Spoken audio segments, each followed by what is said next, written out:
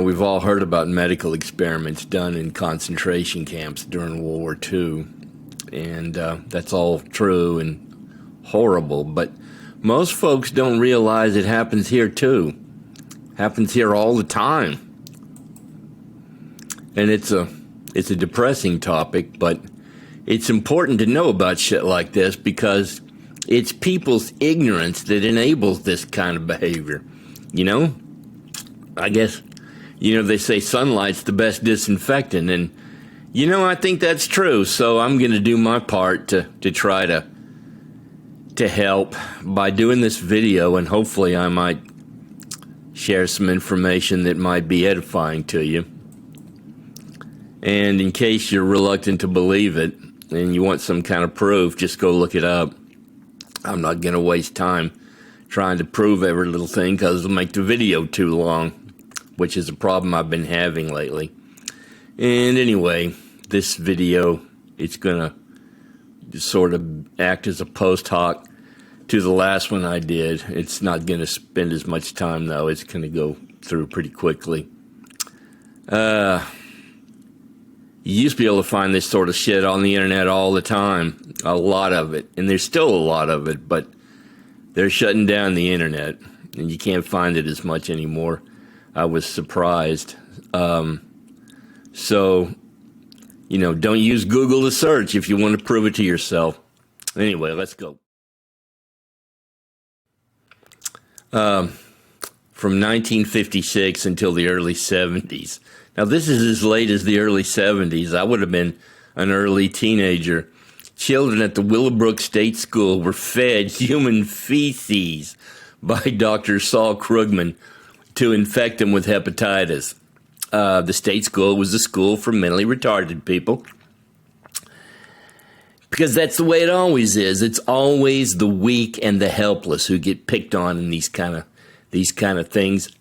And, obviously they were wanting to study hepatitis, but to deliberately infect somebody with a disease just so you can study it, that's bullshit. And in this case, it's human shit. But anyway, let's proceed. Then also, during World War II, the U.S. carried out numerous secret tests on its own soldiers, sailors, and what have you, to test the effect of bioweapons and this and that. I personally had a friend who, in the 50s, was given a massive dose of LSD, unbeknownst to him. And, of course, he started tripping out and didn't know what was happening. And he described that to me, and it wasn't very pleasant. We'll get into that a little bit later. But this next guy is a real son of a bitch. He's going to really curl your toes. This guy, who was being sponsored by the Rockefeller Institute, and if you read through a lot of this stuff, that keeps coming up. Pardon me, these institutes, especially Rockefeller. But this guy, Cornelius Rhodes, infected Puerto Ricans with cancer and then later bragged about killing them. He talked about how he thought they were lazy and worthless and, animals. And he bragged about giving these poor people cancer and just watching them die while he took notes and studied it. And the thing is, he's not a crackpot. The American Association of Cancer Research established an award with this guy's name. And, of course, they didn't know about it, but this guy was not an insignificant doctor. He was a leading doctor in his field. There's a picture of Time magazine.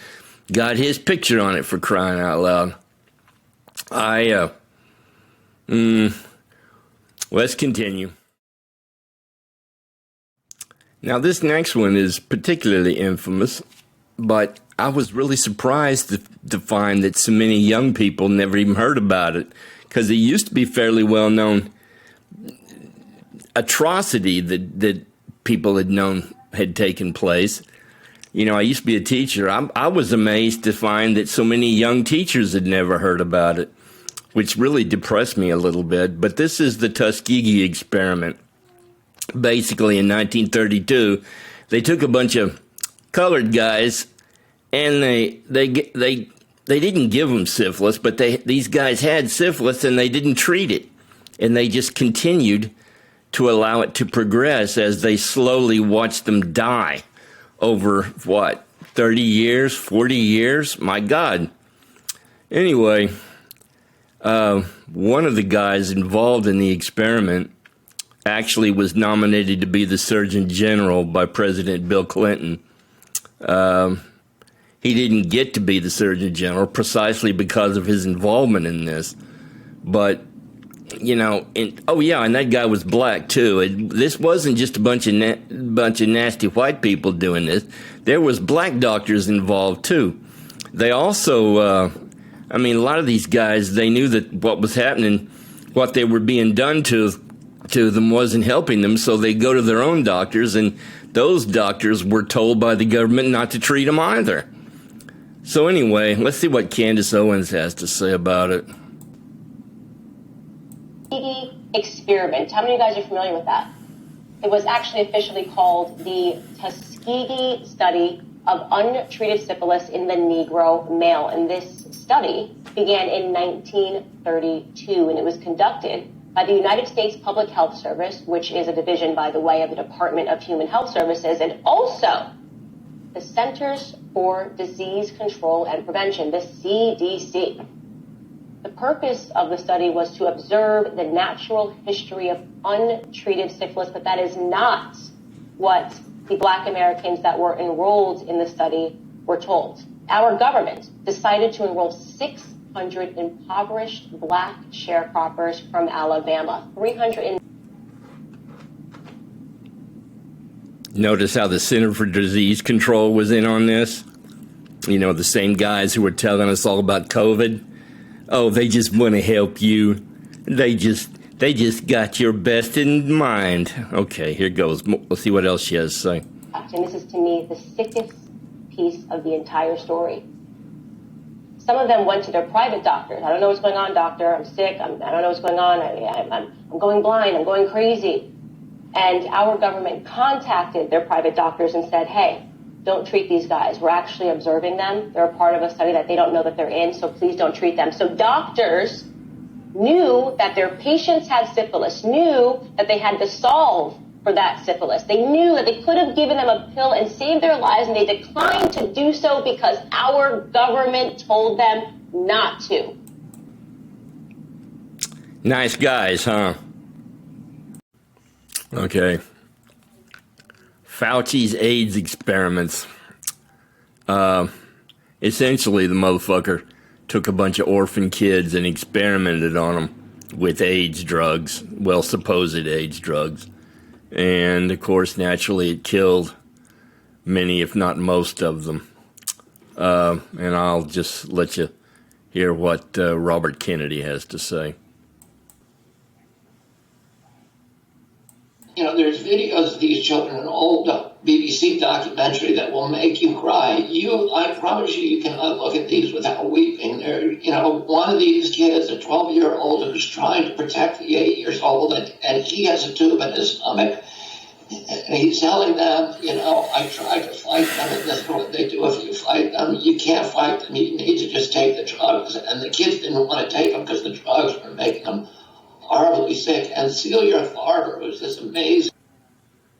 Okay, so the kids knew they were getting sick, and they hated it, and they were rebelling against it. And ultimately, if a kid refused to take the drugs, you know what they did? They strapped them down on a gurney and stuck a tube in their belly, straight into their belly, and gave them the drugs involuntarily against their will.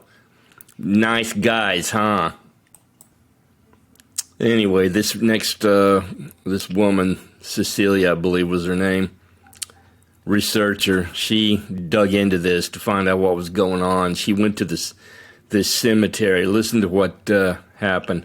Gates of Heaven Cemetery. She found the cemetery where Fauci was disposing of the corpses of these children who died in his illegal experiments. She found an open pit. It was actually covered by an astroturf carpet. She opened the astroturf carpet and she saw hundreds and hundreds of tiny little coffins stack haphazardly upon each other, because these are children who have no parents and nobody was there to protect them. And Tony Fauci treated them as collateral damage. And collateral damage. And then he goes on to talk about how he was getting a lot of kickbacks from the pharmaceutical industry, just like he does with COVID. Well, let's not get into that, but the world is a bad place sometimes, if not most of the time. Next, we go on to more experiments by the government on soldiers. We'd already talked about that. This alludes back to that, but they tested mustard gas on their own sailors. There's a fella right there been burned by it. You get it on your skin, it burns horribly, but chances are you might live. Pardon me. It might blind you, but if you breathe it into your lungs, you're a dead man because you cough your lungs up in bloody clots. And anyway, there he is laying there. And then in 1955, the CIA released a whooping cough virus on Tampa Bay, causing whooping cough epidemic that killed a bunch of people. And have you ever noticed that a lot of the shit they're doing is all done down south? It's like, anyway, healthy patients in hospitals and military medical facilities were injected with plutonium and uranium. Of course, they got cancer. They died. That was the whole point. And then here, radioactive iron was injected into pregnant women to determine how fast the radioisotope crossed into the placenta. At least 3 children were known to have died from cancers and leukemia. Okay, now this cocksucker was mentioned in my last video about mind control, but I didn't really have enough time to get into it, so I'm going to make up for the lost time here. Ewen Cameron. He was the head of the American Psychiatric Association. He wasn't a crackpot. He was one of the most prominent doctors in his field.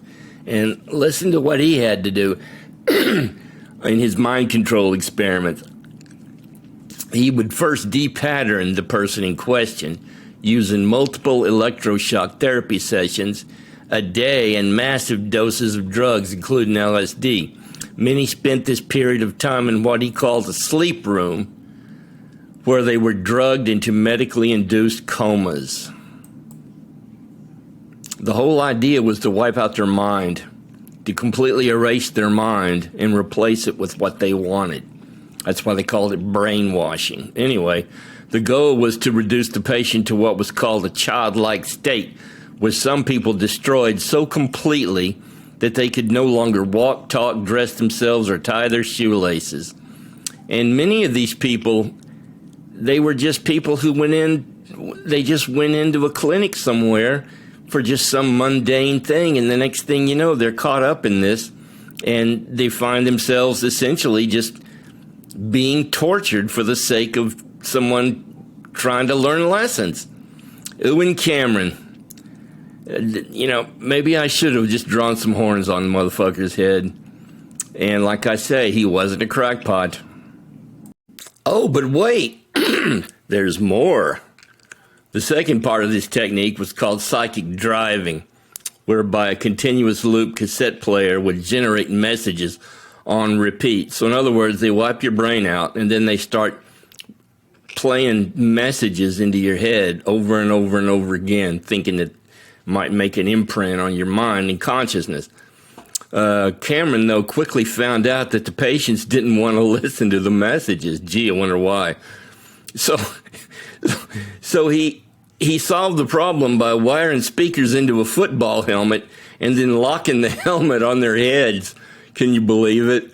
That didn't last too long, though, apparently. So he just put them back into comas and then played the tapes for as long as he wanted while they were still in comas. Anyway, these examples that I've shown you are just that, examples. You can find, there's scads of stuff that you can find on the internet. And 10 years ago, you could find even more. They're shutting down the internet, the search engines are. But it's out there, folks, and they're not isolated examples. let's see, there was one doctor in San Quentin prison. He used to get like goat balls and donkey balls and and transplant them, or try to transplant them into the scrotums of men, and vice versa. I mean, you know, why in the world he'd want to do that?